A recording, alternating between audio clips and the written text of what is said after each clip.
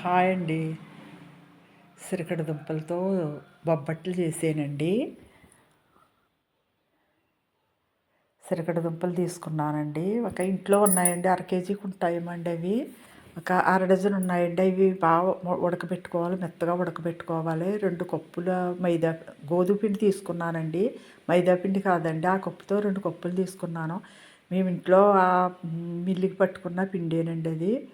ఒక అర స్పూన్కి తక్కువగా సాల్ట్ వేసాను. నూనె వేసుకోవాలి. వేసుకుని బొబ్బట్లకి కలుపుకున్నట్టే కలుపుకోవాలండి. ఇంక సేమ్ మృదువుగా కలుపుకోవాలి.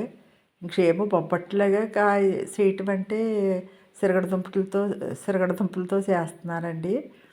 ఎక్కువసేపు నానాలండి, గంట పైగానే నానితే మంచిదండి. ఎంత నానితే అంత మృదువుగా వస్తాయండి బొబ్బట్లు. ఒక కప్పున్నర వేసానండి. తీపిని బట్టండి, మీరు తీపి ఎక్కువ ఇష్టపడేవాళ్ళు ఎక్కువ వేసుకోవచ్చండి, తక్కువ తినేవాళ్ళు తక్కువ వేసుకోవచ్చండి, మీ ఇష్టం అండి.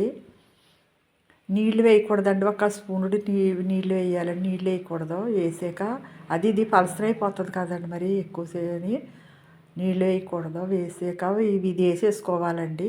వేసాక శనగపప్పుకి ఎలా మనం చేసుకుంటామండి, ఇంక సేమ్ అంతే అండి, గట్టిపడే వరకును. నెయ్యి వేసారండి, మిస్ అయిపోయిందండి నెయ్యి.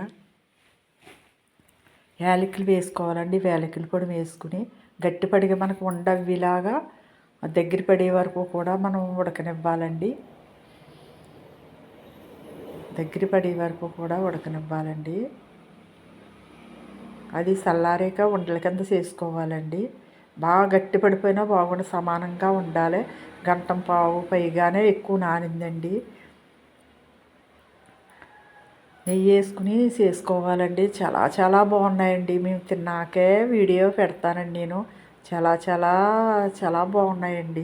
ఎవరికైనా పెడితే ఇవి దేంతో చేసారని అడుగుతారండి, అంత బాగున్నాయండి. నిజంగా నెయ్యితోటే కాల్చుకోవాలండి. పెద్ద నెయ్యి అక్కర్లేదండి. మనం ఇష్టమండి, వేసుకుంటే ఇష్టమైతే వేసుకోవచ్చండి. చాలా చాలా మృదువుగా ఎంత బాగా అంటే అంత బాగా వచ్చినాయండి. ఈ నెయ్యితోటి ఎక్కువ కాల్చుకోవాలండి. అందులో నెయ్యి వేసుకోవచ్చండి, పిండిలో మనకి ఇష్టం